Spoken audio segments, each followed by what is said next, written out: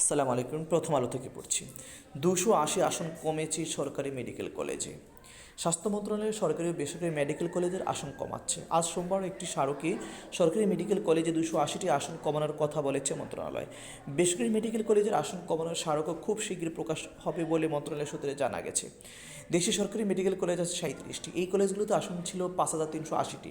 এর মধ্যে 14টি মেডিকেল কলেজের মোট 355টি আসন কমানো হয়েছে। অন্যদিকে 3টি সরকারি মেডিকেল কলেজে আসন 75টি বাড়িয়েছে। ফলে দুই মিলিয়ে আসন কমেছে 280টি।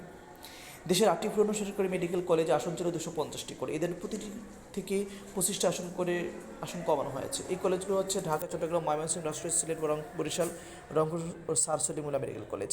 রাজধানী শহীদ সোহরাওয়ার্দী মেডিকেল কলেজ আসন ছিল 230টি, তা থেকে 5টি কমানো হয়েছে। হবিগঞ্জ মেডিকেল কলেজ আসন ছিল 100টি, কমিয়ে 50টি করা হয়েছে।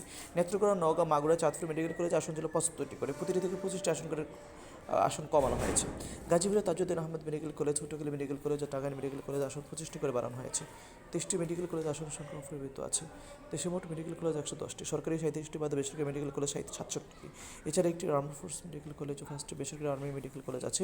গতবার মেডিকেল কলেজ দিয়ে MBBS ভর্তিতে একটি আসনের সংখ্যা হতে ছিল 25 জন। ধন্যবাদ।